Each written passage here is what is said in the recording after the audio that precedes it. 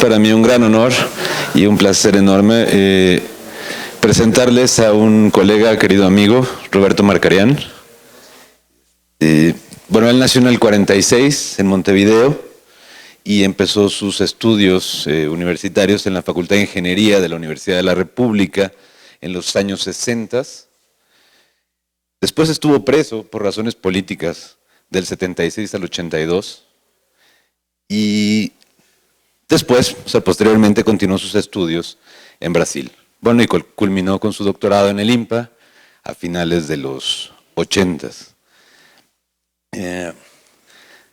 Marcarián es un colaborador, su trabajo docente y de investigación, como define, son las propiedades caóticas de sistemas dinámicos relativamente simples, y en particular los billares, donde hemos trabajado en un par de ocasiones, y bueno, y es autor de un montón de publicaciones, de decenas de artículos de investigación en revistas arbitradas y libros de especialidad, de divulgación científica y temas referidos a la educación matemática, y ha colaborado además de forma regular con revistas dirigidas a docentes de la enseñanza en primaria y secundaria, y también viene muy seguido a México, ¿no? Desde los 90 ha venido frecuentemente, a veces por estancias largas y otras más largas, con la que hemos colaborado, y bueno, ha colaborado con un montón de gente de la comunidad mexicana, y desde el 2014 es rector de la Universidad de la República del Uruguay. Además, a pesar de todo este currículum, cuando viene a México y se sube a un taxi, lo confunden con un director técnico de un equipo del Cruz Azul, ¿no? Por algunas razones de fenotipo. Roberto, un placer tenerte aquí.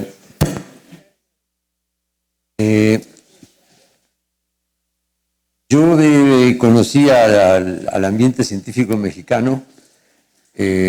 Como fue dicho ahí, mi historia de matemática dura es reciente, ¿no? No soy viejo que hace poco tiempo que hace matemática fuerte, y conocí en el 88 a Javier Gómez Montt y a Alberto Berjowski en Trieste, y yo diría que desde ese entonces mantengo una relación estrecha con el ambiente científico mexicano.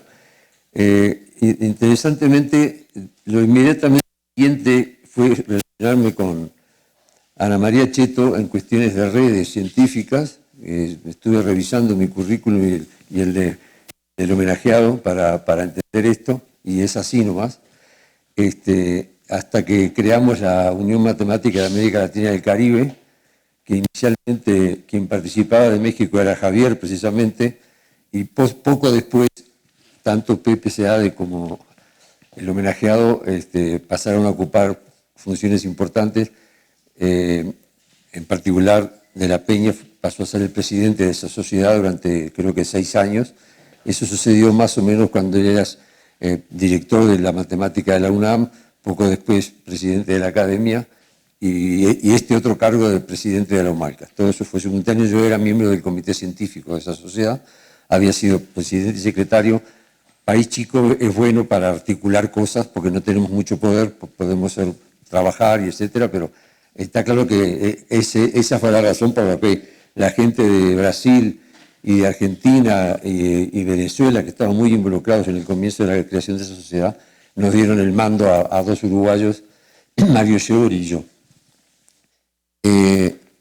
Con José Antonio hicimos muchas más cosas, hicimos su amistad en particular, debo decirlo así. Yo conozco a su familia, tenemos anécdotas muy divertidas, hemos cenado por aquí y por allá, conozco su casa, al igual que la de Ana María Cheto, que no la quiero olvidar en este plano, porque también tengo una cercanía muy grande con ella, con su esposo, que es el tío de José Antonio. Y después me relacioné con la matemática trabajando con el grupo de la matemática de la UNAM en Cuernavaca.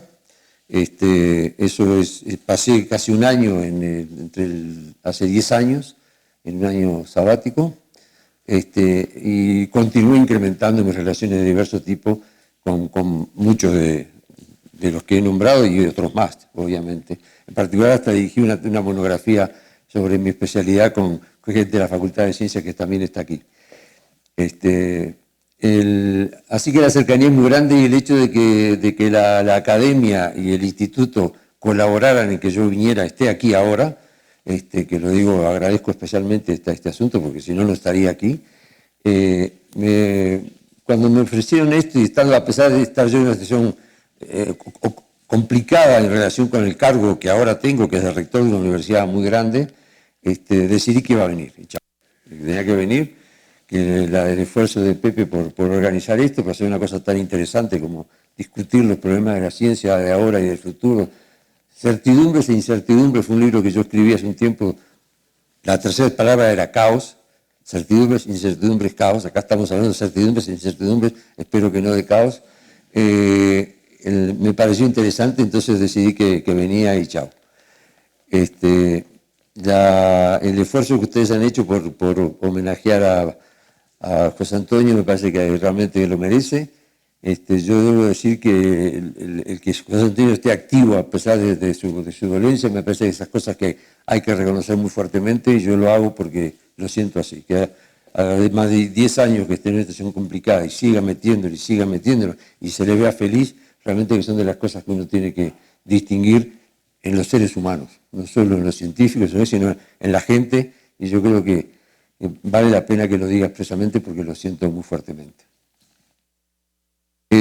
La charla que decidí tomar es una charla un poco rara, tuve dudas cuando empezaron a llover las propuestas que le hacían a Pepe de tema que iba a tratar cada uno, que yo mandaban a una lista general en la que estábamos todos los que hemos hablado y los que hablarán.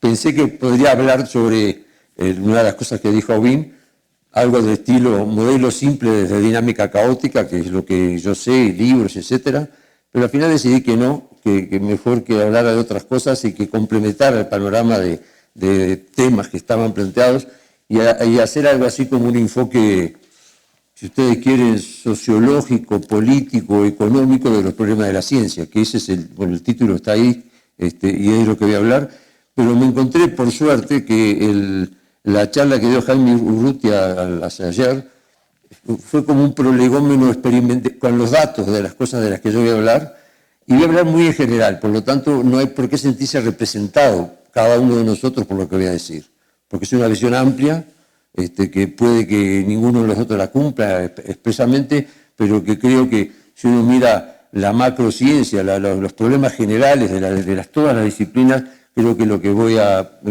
básicamente a leer lo refleja.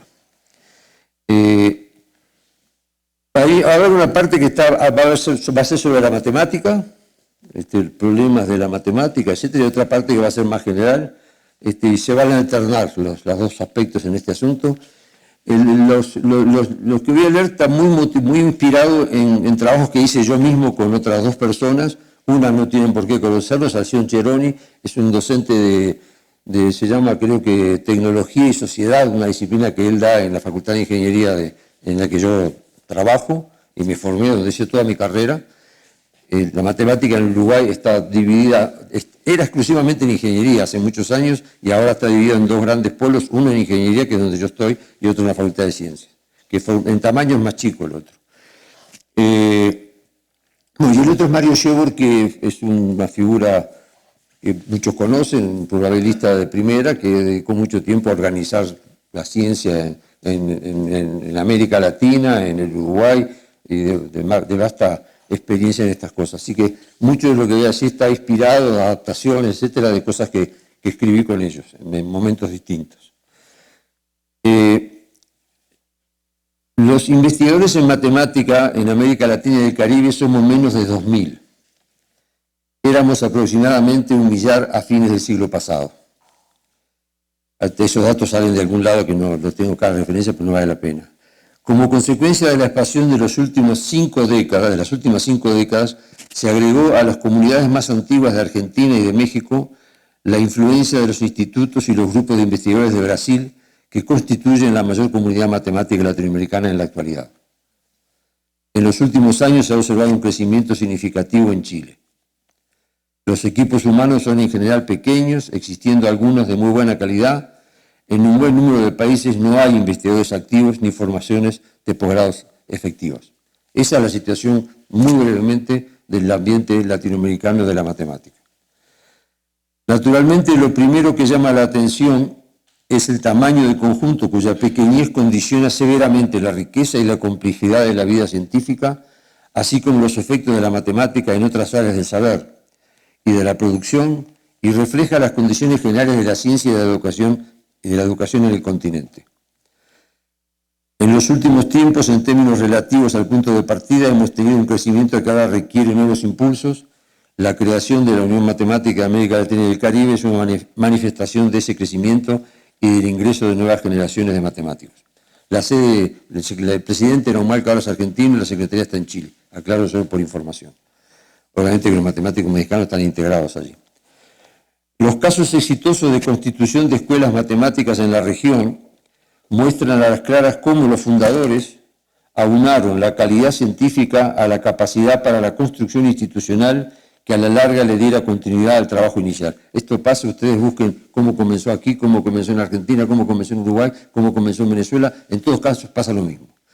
En muchos casos asociados a las ingenierías, el comienzo de la disciplina, de figuras muy importantes matemáticamente y a la vez grandes organizadores y hombres de una probidad, de una contextura ética vigorosa que en casi todos los casos pasa lo mismo. En muchos casos estas capacidades iban a contrapelo del ambiente intelectual y profesional imperante.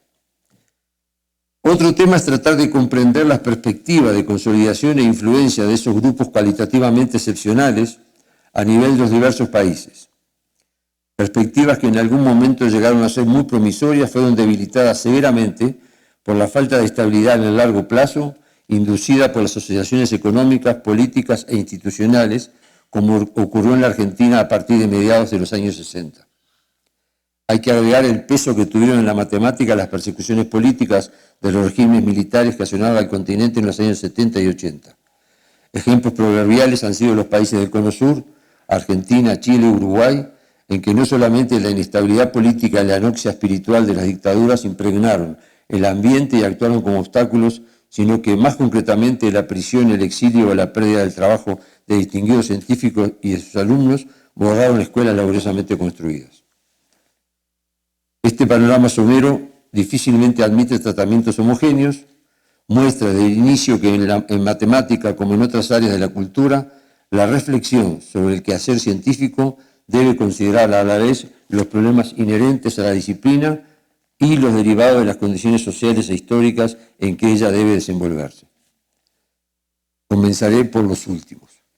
Ahora me voy al panorama general, digamos, y la relación entre economía, sociedad, ciencia. Por lo menos desde la revolución industrial, la actividad científica, me parece que lo que leí antes da una ubicación general del tipo de problemas que me interesan en este caso, no es que me interese sobre esto, pero que me pareció bueno volcar a una discusión amplia sobre los problemas de la ciencia latinoamericana, como es el objetivo de lo que programaron para conmemorar los 60 años de José Antonio de la Peña. Por lo menos desde la revolución industrial, la actividad científica se ha constituido en una profesión que se realiza y desarrolla a través de estructuras institucionales y comunidades organizadas. Esto implica la existencia de un sistema socialmente fortalecido y legalmente normalizado, el cual se ha impuesto como el modelo de hacer ciencia. Esta observación me parece que es importante porque si uno se para, se cree que todo ha sido como lo hace uno, y eso no es así. A veces hay que mirar un poco la historia, no solo la historia muy primitiva, como nos han explicado fenomenalmente hace un rato, de los seres humanos, sino la historia reciente del mundo, entre comillas, civilizado, y cómo efectivamente el avance de la humanidad se ha dado de maneras muy distintas, y ahora ha tomado este formato en el que estamos nosotros imbuidos y metidos. Es un formato que tiene ahora y que quizás, como fue bien explicado, ante las perspectivas diversas que pueden haber de acuerdo a las cosas más novedosas, podría modificarse muy fuertemente en otros tiempos. La última intervención clamó por eliminar la asociación de los títulos de las carreras que uno sigue al trabajo científico propiamente dicho, para hacer una cosa que, dicho hace 20 años, podría ser una herejía. Nuestro mundo académico se constituyó para que nuestros países que venían de colonias españolas o portuguesas comenzaran a tener profesionales, y por eso las escuelas tienen nombre de profesiones, no de disciplinas genéricamente hablando. La estructura de la UNAM es otra historia que no me voy a meter en eso, ¿no? Ahora, pero ahí están las escuelas que tienen esa finalidad. En las sociedades actuales, la producción y aplicación de conocimiento científico ha adquirido una dimensión que abarca todos los aspectos de la vida social. Más allá del incentivo vocacional personal que lleva a cultivarla, la ciencia no es ahora un producto accidental de acciones individuales aisladas, sino que, por el contrario, comillas, es una empresa social en la que participan millones de individuos que consumen ingentes recursos. Este es un trozo de un libro de Mario Bunge, un pensador, un epistemólogo argentino importante que vivió en Estados Unidos. El libro se llama Pseudociencia e Ideología.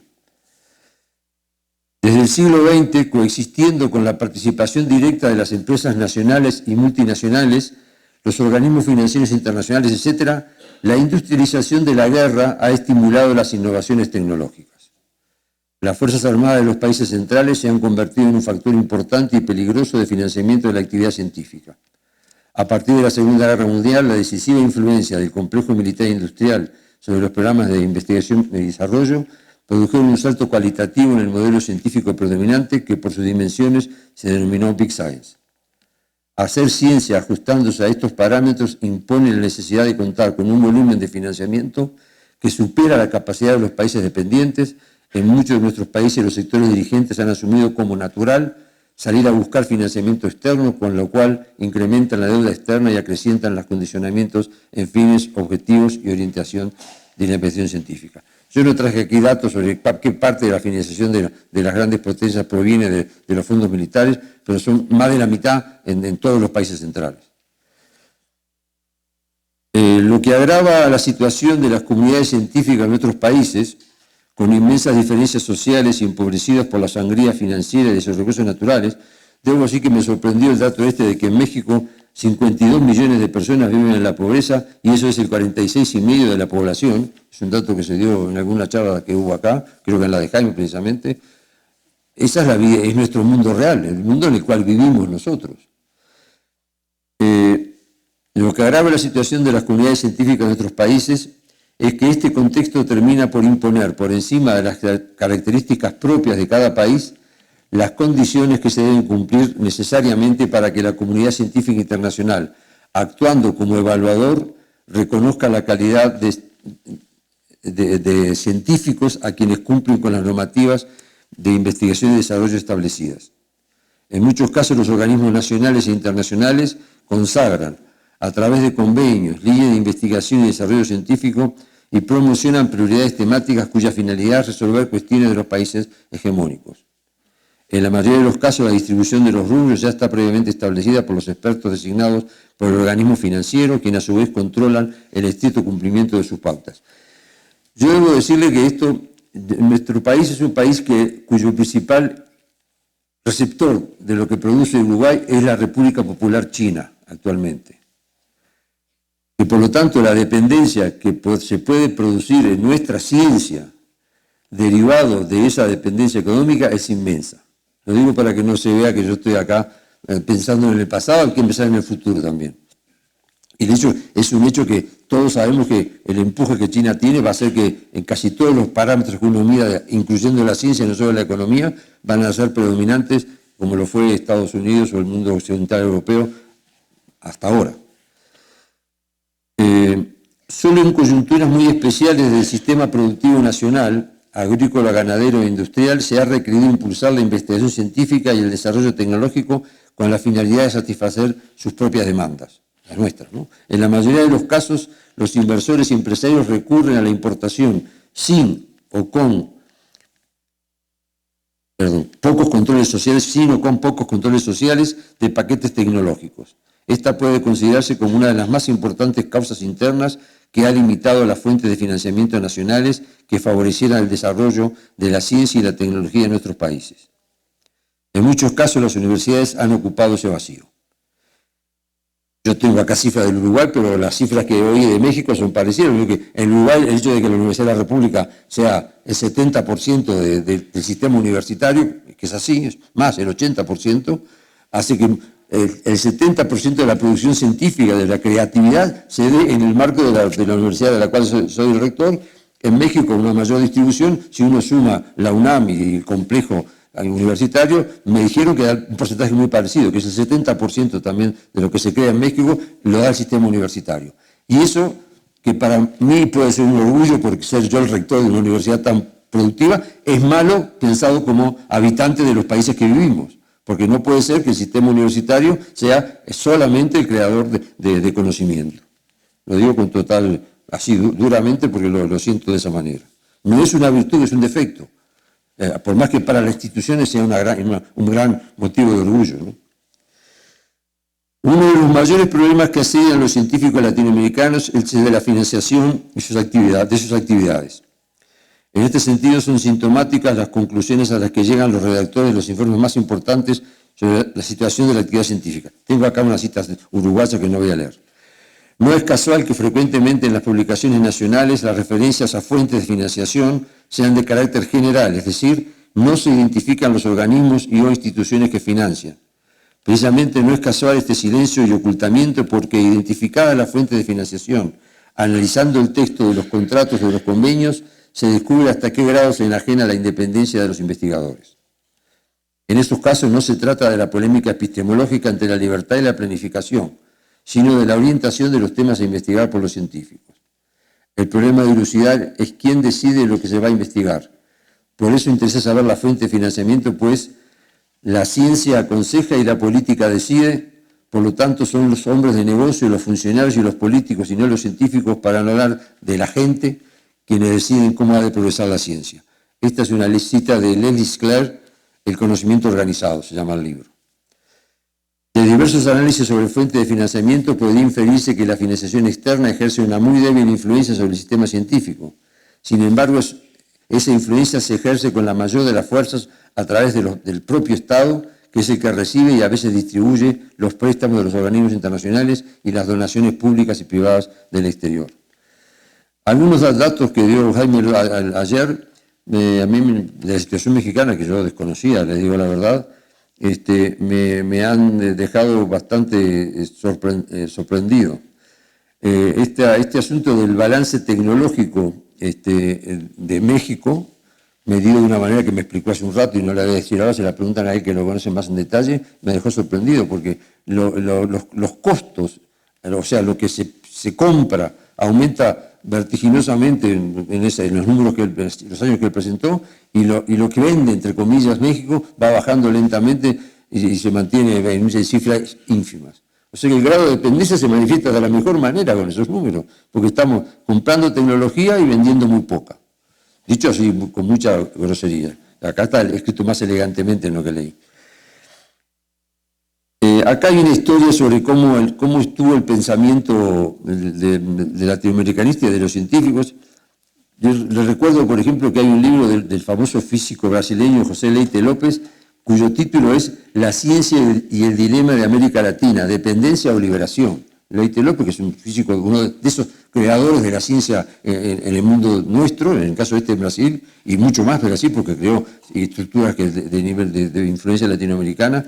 Se pensaba así. Ese fue el pensamiento predominante de la generación que actuó entre la Revolución Guatemalteca del 54 y la Revolución Cubana del 59. Esa gente se formó de esa manera, vio los problemas de esa manera, el problema de la liberación aparecía como un problema explícito. Yo tengo acá otros tantos de citas también de uruguayos, pero insisto que tampoco me las voy a saltear. Digo que hay una evolución en el modo de ver el problema de la investigación científica en nuestros países que obedece a las realidades políticas, sociales, de movimientos sociales muy grandes que influyó en el modo de nosotros mismos ver estos problemas. A partir de los 70, en muchos países, la consolidación de regímenes dictatoriales que impusieron políticas económicas de corte neoliberal, la crisis y el definitivo derrumbe de los países llamados del socialismo real y la hegemonía norteamericana conforman el marco político que transfiguran en sus contrarios los principios que animaron las corrientes progresistas de la década anterior. Cabe observar, creo que lo hablé con alguien ayer o antes de ayer, que Brasil fue la gran excepción respecto de las políticas científicas y tecnológicas en esos tiempos dictatoriales. es un fenómeno extraño ese que obedece a la realidad brasileña y a su historia, al poderío de instituciones independientes, en particular de relaciones exteriores. Itamaraty es el nombre que tiene el movimiento de relaciones exteriores de Brasil, que siempre actuó con mucha independencia y aún simultáneamente una inmensa represión, como estaba viendo por parte de la teoría brasileña, la ciencia se desarrolló. Mis maestros brasileños son frutos, muchos de los nombres importantes de la matemática brasileña pasaron esa situación y lograron hacer ciencia de primer nivel en esos periodos. Hablo de Lula de Lima, de Jacob Pallis, etc. En la actualidad, lo que se discute es a dónde debe ir la inversión extranjera en ciencia y tecnología. El problema es la distribución de los rubros, no el origen de los mismos, cuestión que adquiere una dimensión que trasciende los intereses nacionales en cuanto son los financiadores los que deciden sobre el destino de esos fondos. De ahí que políticamente no haya mucho entusiasmo por denunciar cuáles son las condiciones que impone el inversor. En estas primeras décadas del siglo XXI, los países de América Latina tienen aprobados organismos diversos de financiación, consejos y o secretarías de investigación, agencias financiadoras, leyes de educación superior, planes estratégicos diversos. En general, esos textos o propuestas analizan con extensión las definiciones de las fuerzas sociales y económicas propulsoras y los sustentos estructurales del desarrollo productivo o del país productivo. Estas expresiones cumplen hoy un papel más bien educativo, de fórmulas breves y originales, consignas, puede ser la palabra que no está usada acá, pero la agrego yo ahora, sobre ciertos criterios generales del trabajo político, lo cual les es muy útil al abordar el debate sobre los problemas generales de la economía. En medio de muchas contradicciones, disputas e indefiniciones, sin embargo, parecería que la pista principal que orienta las políticas educativas, científicas y tecnológicas se concentra en la afirmación que los gobiernos impulsan la inserción competitiva en la región y el mundo, incrementar las exportaciones, facilitar la inversión extranjera directa, etc. Estas concepciones económicas son justificadas en que vivimos un mundo globalizado y a sus reglas debemos atenernos. Además de creer que esta situación es irreversible, se olvidan varias cuestiones fundamentales: que este mercado está sujeto al dominio de las economías dominantes y que la inversión extranjera directa es una de las formas de dominación sobre los países dependientes. Los diversos documentos elaborados en los serios y sinceros intentos de acercarse a la formulación de políticas científicas adolecen de ese desenfoque. Analizan correctamente algunas de las consecuencias del predominio de los intereses privados y su correlato monopolista internacional al referirse a las debilidades históricas en ciencia, tecnología e innovación, pero no hacen referencia a las raíces más profundas de los fenómenos. Destacan, entre otros elementos diferenciadores, la importancia de la educación en cualquier plan estratégico, eso fue reiteradamente planteado aquí, la existencia de una estructura productiva que demanda bajos componentes de innovación y la importancia del financiamiento de laboratorios y de personal académico y auxiliar a largo plazo.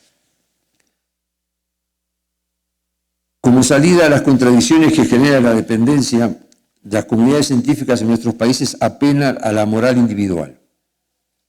No es este un camino para la resolución de estos problemas. Hay que abandonar la pretensión de resolver los problemas del uso del trabajo científico por el lado de la moral individual. Acá hay una cita de Mario Schubert que no voy a leer, es de un libro viejo que él escribió hace mucho tiempo. Naturalmente, el entusiasmo por la actividad científica y creativa es alimentado y está impregnado por la idea de progreso, de afán innovativo. Pero debemos preguntarnos a dónde vamos, cuál es el objetivo global de nuestro trabajo. Las representaciones, visiones y expectativas son parte integral de nuestro trabajo.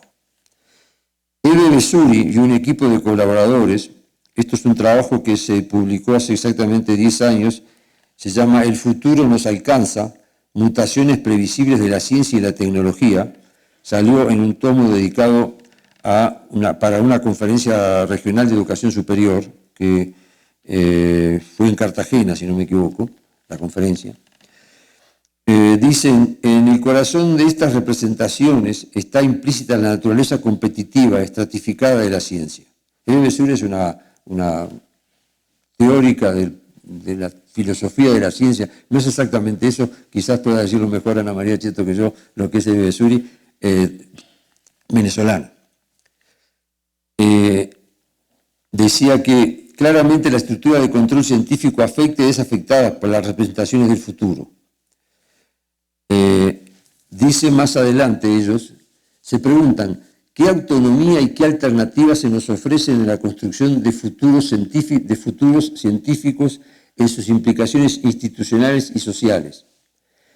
Preguntan, ¿no? Y culminan, en sociedades con escasos márgenes de libertad como las nuestras, que no tienen una ciencia y tecnología vigorosas en esta etapa de economías globales, debe formularse la pregunta y responderla si se quiere que la investigación que se haga promueva nuestras agendas.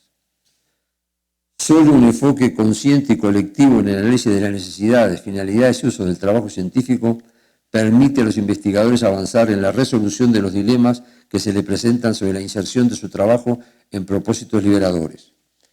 El trabajo creativo y la independencia intelectual son condiciones necesarias para la liberación económica y social, pero no habrá desarrollo armónico de las ciencias en estos países hasta tanto no estemos en condiciones de utilizar libremente nuestros recursos, y no habrá política cultural independiente en tanto no haya una política independiente a secas. Lo cual no significa el aislamiento o la presunción de generar conocimientos separados de la marcha general de la humanidad, sino generar las condiciones para aprovechar en beneficio de nuestras sociedades las inmensas capacidades que el desarrollo científico y tecnológico han generado. Esto en lo general va a hablar de cosas más específicamente matemáticas. Más allá de apreciaciones personales o culturales sobre los matemáticos, teñidas sin dudas por prejuicios y modas que varían en el tiempo y en el espacio, es un hecho que existe un desconocimiento generalizado sobre el contenido de la investigación matemática, sobre su significado cultural, su importancia en la historia de la humanidad y su utilidad general. Me olvidé decir que José Antonio prologó a pedido mío, no sé si a pedido mío o él cuando se enteró que venía la segunda edición de un libro que yo escribí que se llama La dimensión humana de la matemática, que estoy hablando un poco de eso, porque no sé si estos son tan sacados de ese libro, de mi parte de ese libro, no del prólogo, que me olvidé decirlo porque es parte de ese compañerismo que tenemos con José Antonio. Es un libro editado en México, está agotadísimo. Vamos a tener que alargarlo de nuevo, tengo un prólogo nuevo. Tu siguiente trabajo. Este desconocimiento está presente también en personas educadas, aún entrenadas en otras disciplinas científicas, y tiene consecuencias muy variadas, particularmente graves, cuando se da en sectores vinculados a organismos de financiación y promoción de la ciencia. Yo tengo una experiencia muy particular sobre este asunto. Yo cambié de familia, por razones muy personales, y me entré en una familia muy culta, que algunos conocen, no la familia, sino al miembro mío de la familia. Y esto que digo acá, está escrito acá, eso es lo que me pasó. Lo que me pasó es, ¿qué haces vos, matemático que vivís de la matemática? Insisto que era un mundo culto, gente que hablaba latín y griego para decir algunas de las cosas que pasaban en esa familia.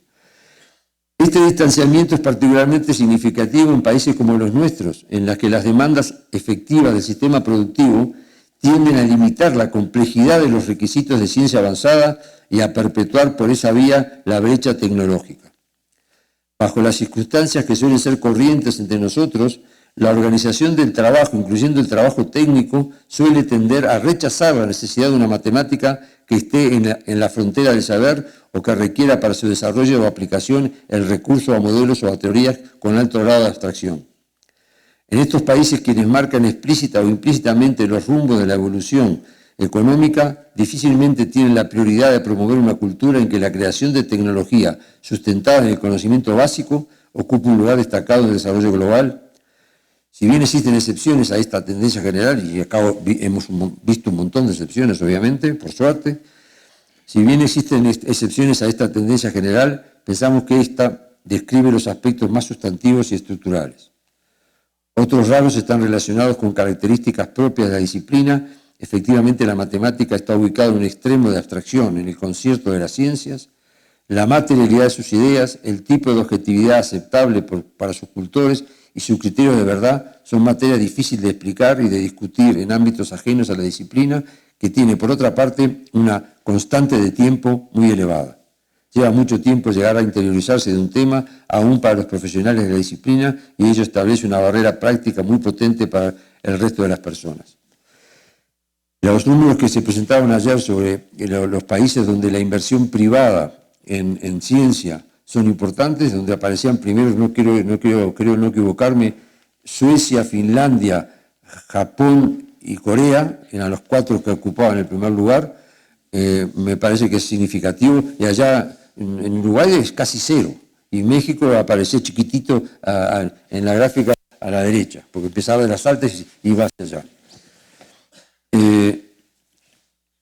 En cada generación, las primeras malformaciones elementales que genera su desarrollo son las creencias contrapuestas de que en nuestros países, por un lado, estaríamos en condiciones de recorrer un atajo del saber, de producir una ciencia de nuevo tipo, y por otro, de que todo lo que debemos hacer es imitar debidamente adaptadas las formas, instituciones y temáticas del mundo desarrollado.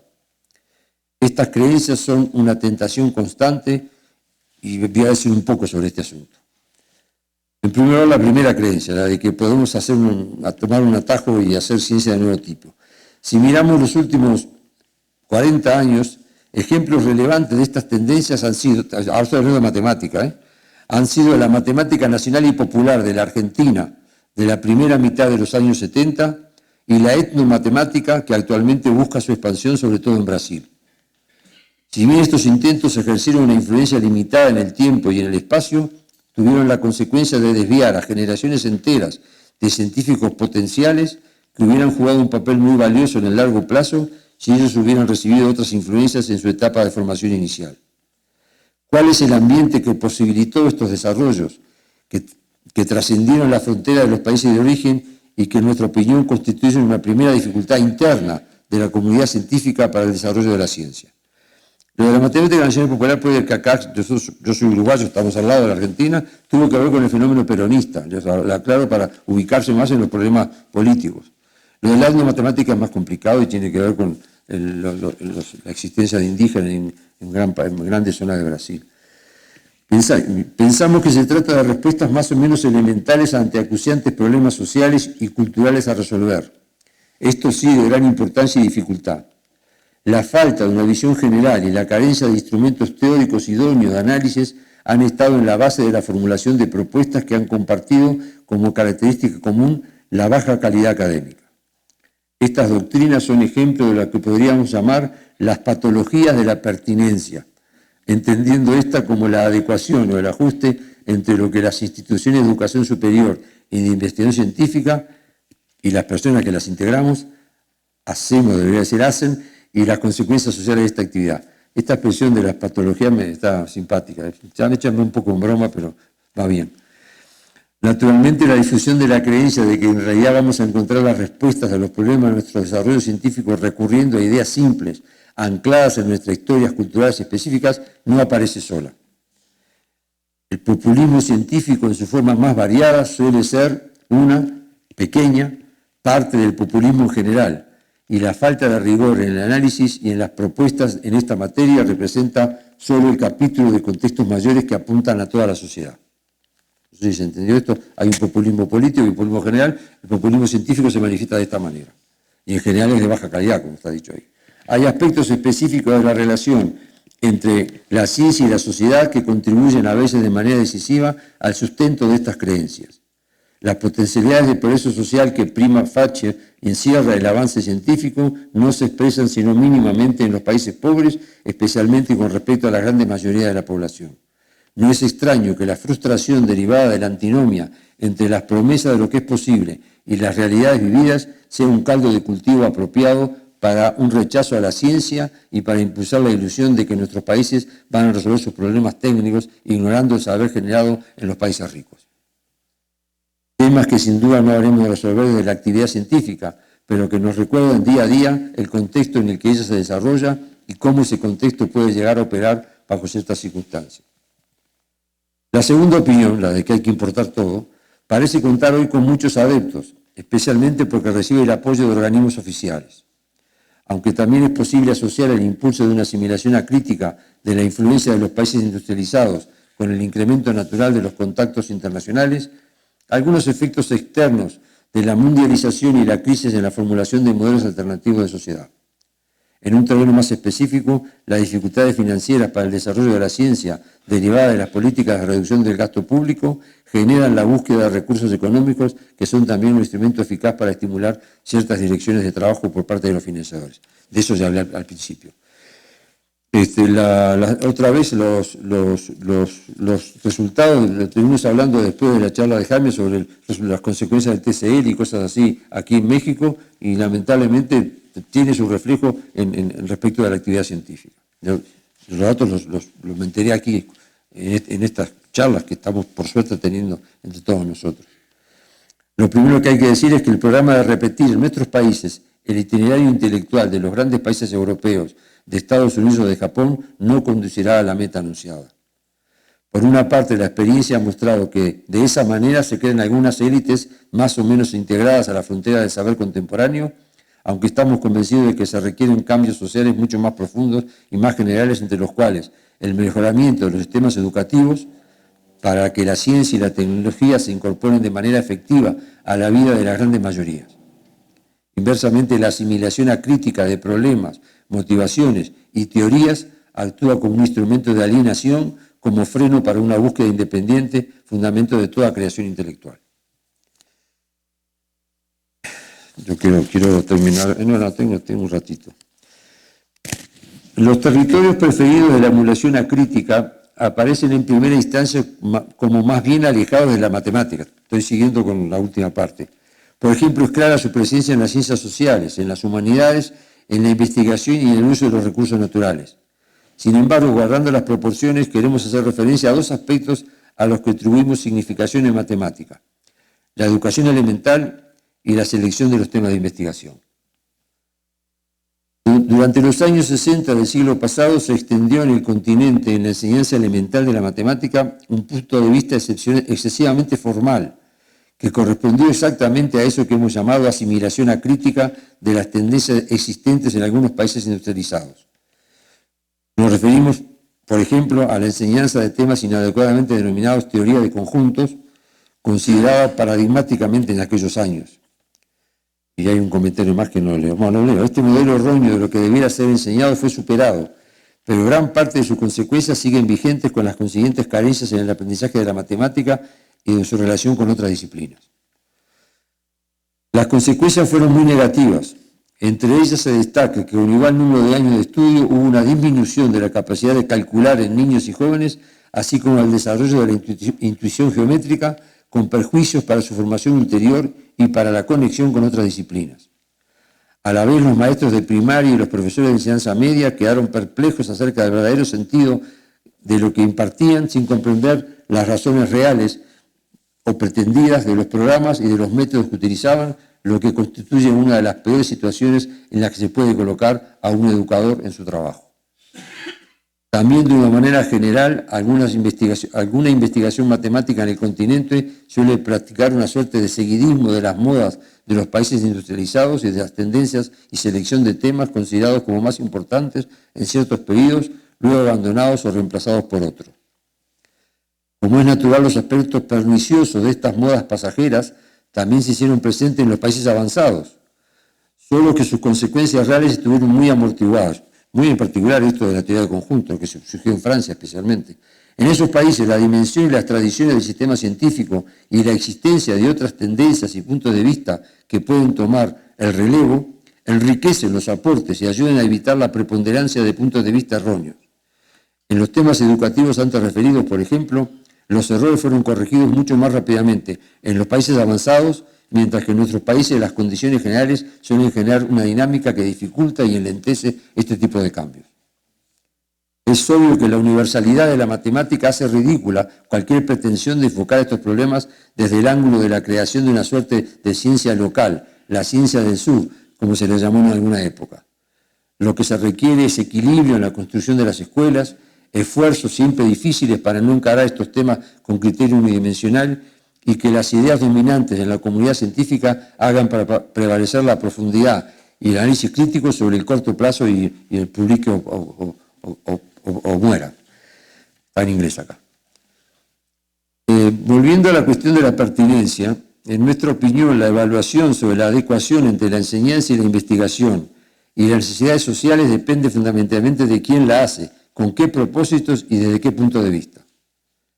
Con el principio general de que se deben atender las necesidades sociales e incrementar las bases para culturas autónomas e independientes, debemos estar preparados para encontrar respuestas múltiples a la variedad de interrogantes que se plantean a la reflexión y a la práctica científica a partir de las condiciones intelectuales y materiales de las distintas disciplinas y de sus entornos, que son muy diversos. Las simplificaciones reduccionistas no resuelven estos problemas, más bien se requiere saber combinar la participación de los científicos y de otros actores sociales, preservar la libertad de creación e impulsar la vida simultánea de distintas posiciones y doctrinas. Actualmente, como consecuencia en parte de fenómenos, corrientes ideológicas y políticas imperantes, existe una tendencia excesiva a poner el acento en el corto plazo en las consecuencias materiales visibles de la actividad científica y a colocar en un segundo plano la compleja trama intelectual de interacciones que ha hecho de la ciencia un aspecto significativo de la vida social. En el caso de la matemática, estos fenómenos se manifiestan de manera especialmente fuerte, entre otras razones, en virtud de las dificultades objetivas para responder en forma accesible a una buena parte de la población a la pregunta ¿qué hacen los matemáticos? Ya hablé de esto. Se ha convertido en un verdadero problema actual la pretensión de parte de planificadores y economistas de justificar la inversión social en ciencia a través de un cálculo de costo-beneficio. En esta versión, la pertinencia social es juzgada por mediadores que, dado que ignoran aquello que deben evaluar, requieren de parámetros simples y contundentes para hacer decisiones. Las consecuencias que esta dinámica tiene sobre la comunidad académica son peligrosas y entendemos que debe ser objeto de un análisis cuidadoso. Esto se habló reiteradamente aquí. Estas tendencias suelen ser reflejos de fenómenos similares a los que ocurren en los países ricos, aunque sus consecuencias sobre nuestra realidad son más graves en la medida que se insertan en un cuerpo más débil. Me refiero al cuerpo académico, intelectual, social. Por ejemplo, la acción del gobierno de Thatcher en la década del 80 del siglo pasado, orientada de esta manera, generó en las universidades británicas consecuencias negativas y durables, a pesar de la existencia de tradiciones intelectuales muy establecidas.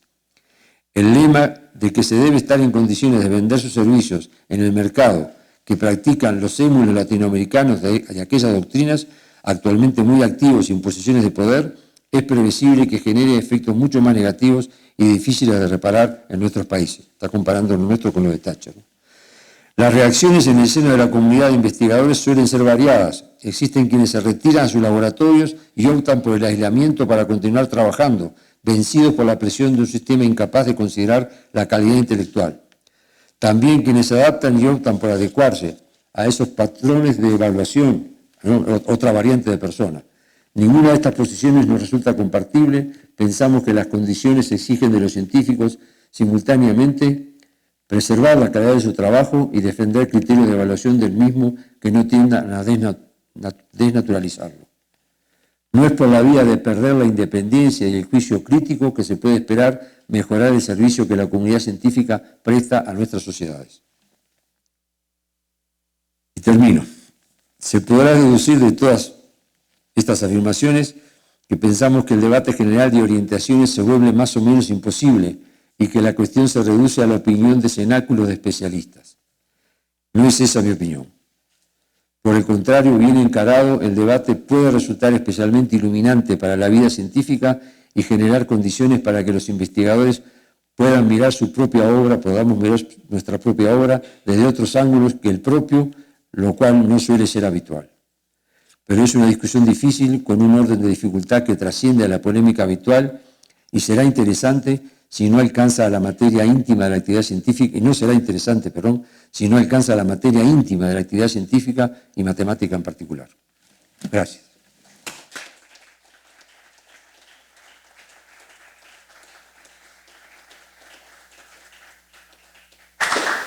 Muchas gracias, Roberto. ¿Tienen preguntas?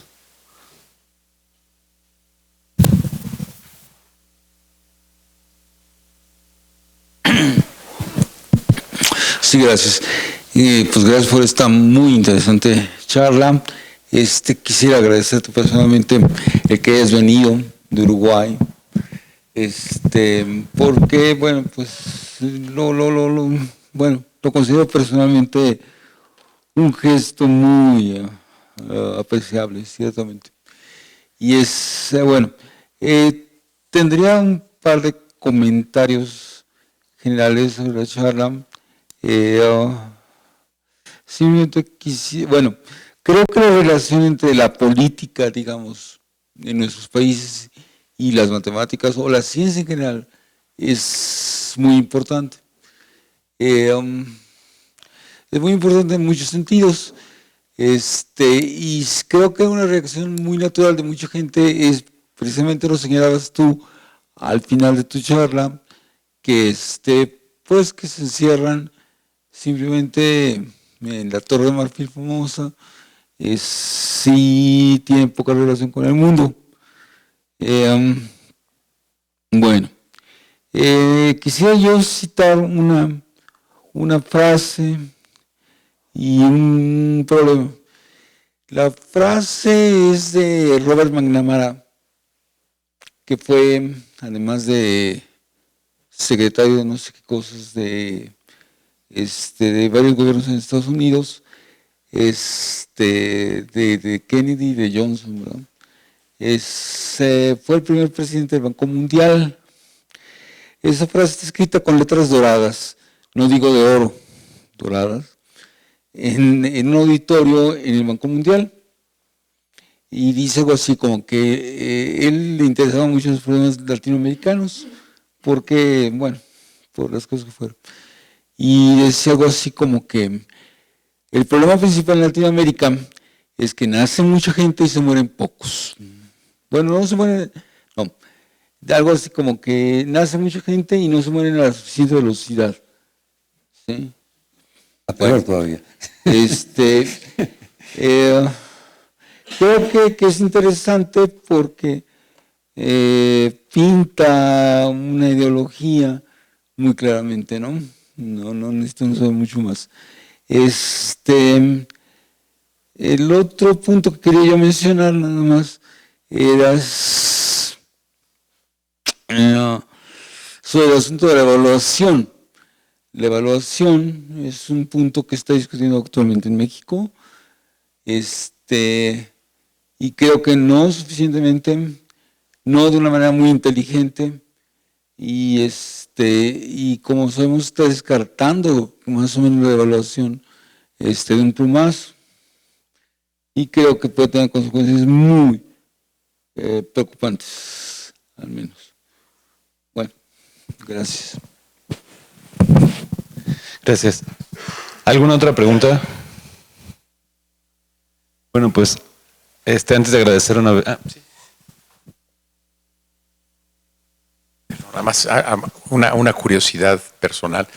¿Cómo se puede armonizar esta manera de pensar y esta visión crítica de la manera como se implementa el trabajo profesional de los científicos con ser rector de una universidad que seguramente está sujeta a todo este tipo de presiones de las evaluaciones y de las influencias de los financiamientos, etcétera? ¿No hay una esquizofrenia un poco difícil de manejar? Bueno, yo agradezco la pregunta. Mi vida es una esquizofrenia. Yo me lo hago muy breve. Yo lo que sé de matemática lo aprendí cuando tenía entre 17 y 23 años. Después tuve una actividad política grande, como se comentó, estuve 7 años preso, donde no hice nada de matemática, y después florecí. Dicho así con esa sencillez que lo digo. Encontré un ambiente científico muy bueno, recibí apoyo de Brasil, claramente. Mi tesis de maestría es considerada casi que mi mejor trabajo, pero es tesis de maestría, insisto. Cayó en medio de la mejor escuela soviética que estudia los temas a los que yo me dedico, eso que he resumido como modelos simples de dinámica caótica. Y simultáneamente hice ciencia buena y tuve una actividad política intensa. Y yo creo que nuestro mundo es un mundo de contradicciones, ¿no? Yo asumo la dialéctica de la vida. Nosotros somos gente de clase media alta, como vivimos en países muy pobres, y no andamos todo el día repartiendo moneditas en las puertas de las iglesias. Y ya todos somos un poco esquizofrénicos. Y somos conscientes de esa situación, esos números que me enteré. En Uruguay son menos malos los números de pobreza, ¿no? Vivimos así. Y por eso el trabajo es un poco contradictorio, yo lo acepto, porque dice, no tenemos que hacer ciencia para los países pobres, tenemos que estar en lo mejor del mundo y a la vez tenemos que ser conscientes de las limitaciones. Y yo creo que hay que asumir esa contradicción. Yo la he asumido plenamente en mi vida y trabajo mucho y soy muy feliz. Teniendo, bueno, en particular, grandes amigos como tengo aquí ahora. Me está dando pie para que lo diga de esa manera tan emocionada, le digo la verdad. Acepto la pregunta y acepto la contradicción, las dos cosas. Gracias. Bueno, pues antes de agradecer una vez más a Roberto, terminamos la sesión del día y vamos a ir a comer. Están todos invitados a comer en la terraza.